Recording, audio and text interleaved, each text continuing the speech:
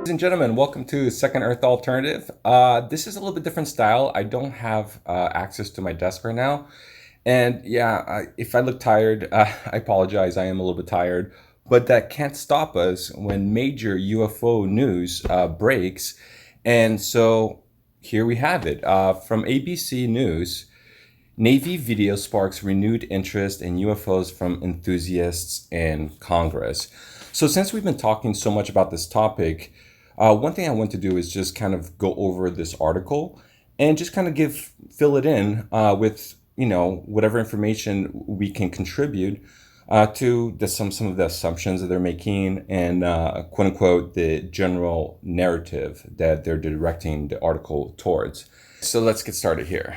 This year's World UFO Day comes at a time of heightened interest in the decade-long search to solve the mystery of unidentified flying objects, thanks to the Navy's recent declassification of videos that show what is called unexplained aerial phenomenon. Just to start off, I want to talk about the reason why this is coming from the Navy. I think a lot of people would assume it would come from the Air Force, but I think the Navy has like the largest arsenal of airplanes anywhere in the world, the U.S. Navy, outside of the U.S. Air Force. And then also, when you look at some of the accounts like of Bob Lazar, which, more so than ever, his account seems to be extremely credible. Well, Bob Lazar worked for Navy intelligence. When you backtrack some of his records and some of the paychecks that he claimed he was receiving, that's what it says, NIA. I think it's the Navy Intelligence Agency. So, let's just read on. Congress also wants to see what the Pentagon and the nation's intelligence agencies know about UFOs, not because extraterrestrials are involved, but because of concerns they might represent advanced technological threats from foreign adversaries. This is a weird assumption. I think now you can actually make the claim that there are all kinds of interesting technologies that might be, developed in certain research agencies. And some of them might have to do with anti-gravity, utilizing counter-rotating electromagnetic fields to essentially create a form of propulsion. This is something that was not only present on the actual patent that we went over before, that sure enough came from the Navy. They actually have a UFO patent. But this physics of counter-rotating electromagnetic fields is something that Michio Kaku, who is ranked as one of the top 10 physicists, at least by name, Michio Kaku, in his book Physics of the Impossible, makes the point that an advanced technological society will probably use counter-rotating electromagnetic fields to create propulsion. So the Navy declassified 3 previously leaked top-secret U.S. Navy videos in late April in an effort to clear up any misconceptions by the public on whether or not the footage that had been circulating was real or whether or not there was more to the videos, said Susan Go, a Pentagon spokesperson. First published by the New York Times in 2017, the video captured what Navy F/A-Hing fighter pilots saw on their video sensors during training flights in 2004 and 2015 off the coast of California. Even more compelling was the audio of the pilots' reactions to the fast-moving objects and maneuvers they saw on their screens. Yeah, it's kind of entertaining if you see the firefighters, how they're like, "Oh, dude, we got it!" They kind of sound a little bit like a frat bros, I guess. Represent technological breakthroughs knows about UFOs and whether they might represent technological breakthroughs from America's adversaries. So once again, talking about this technological breakthrough, right now, it might be possible that maybe some secret research department in China have figured out some kind of anti-gravity propulsion systems that they could be testing. But this wasn't true in the 1950s. And the thing that these articles, when I say these articles, I'm talking about the mainstream press and discussing UFO. The one argument that they never bring up is that, they always say maybe these UFOs can be technologies, but they never bring up the idea that this has been going on for like decades.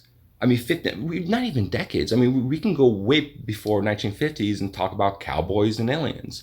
We can talk about the Renaissance period and talk about all those strange objects that you saw on the sky that were painted on these Renaissance paintings, which were, some of them were claiming to depict the Holy Spirit, once again, that kind of analogy between religion, some of these Anunnaki gods, and extraterrestrials, you know?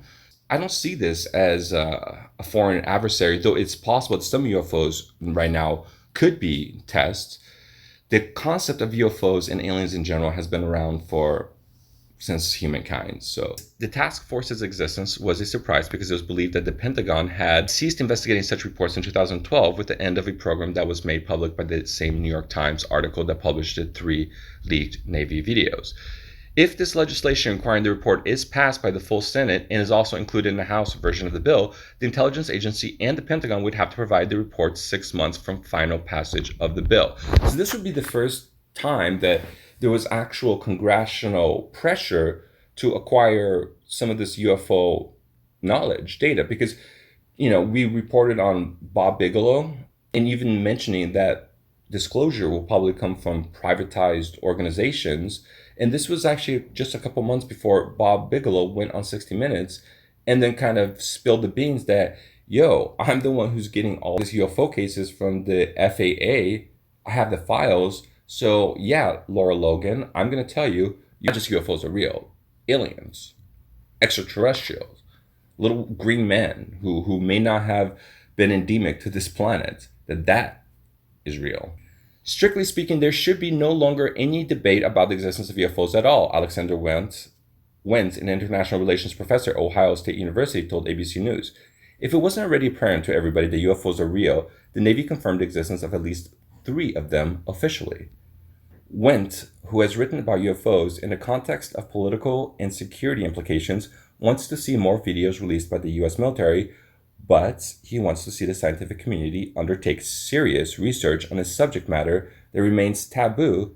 Yeah, it's taboo because people like Neil deGrasse Tyson basically laughs at your face, with the encouragement of some audience, if you question his scientific assessments. The crucial issue is getting some science done on these things, said Wentz, since while new videos will undoubtedly be surprising, until we have some UFO science, we won't know what we're dealing with, if anything. Well, this is kind of strange because she is saying that in order to verify the existence or the presence of these UFOs, that she's going to need hard scientific data.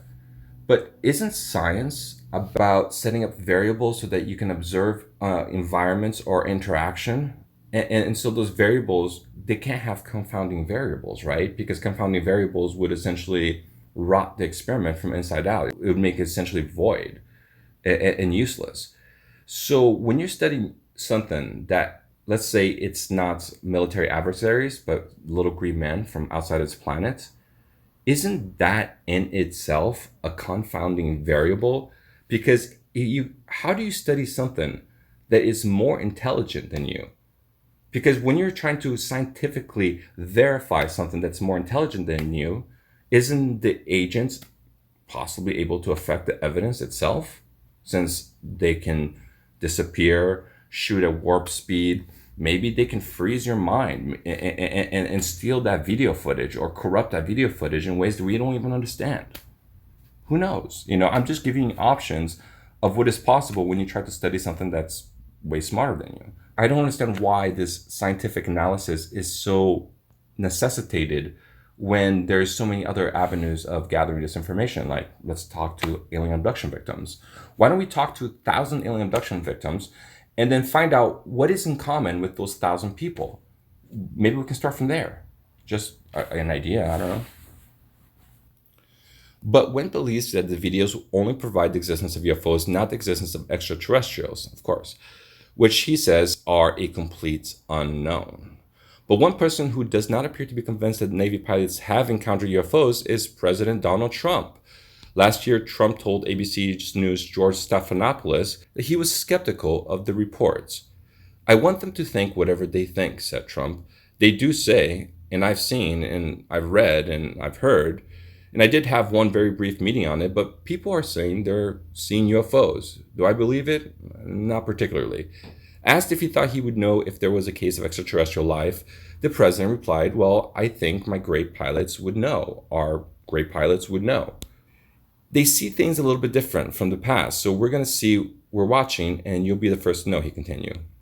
But 2 weeks ago, Trump made some intriguing comments about Roswell, New Mexico. This site, one of the most famous claims about UFOs and extraterrestrials. In 1947, a rancher discovered unidentified debris near Roswell that led to speculation that it was a crashed UFO. The Air Force later acknowledged that it was a weather balloon, though decades later, it acknowledged that the balloon was part of a project intended to detect Soviet atomic tests. And I think that test, correct me if I'm wrong, but didn't those balloon tests only start like in mid-50s? Which I think the timeline wasn't even in line with the actual Roswell crash.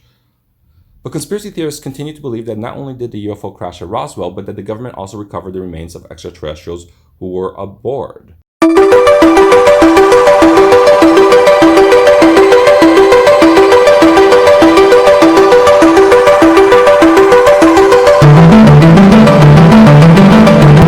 This is probably the most famous cases, and there are actually many people who quote unquote dealt with those extraterrestrials.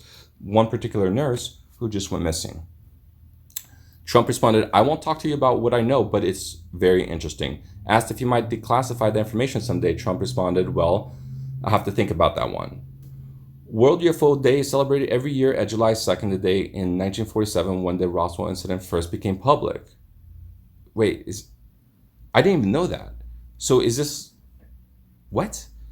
Is this breaking news? Or is this a celebration? You know, given all the information I provided, it is the assessment of this channel that we might be dealing with extraterrestrial. I'm not saying that every UFO you're going to see nowadays is little green man, but certainly you can't discount the concept that this has been happening since the start of human history. And I think it's really interesting if you start studying some of the ancient religions and you look at the specificity of the religions, because what you'll constantly see is these sky gods that seem to have given humanity an upkick or a start, teaching them knowledge about mathematics, metallurgy, etc. Anyways, please leave your comments or any information that I might have missed or anything I got wrong. Just let me know in the bottom. And once again, thank you for following me. This is Felipe signing out.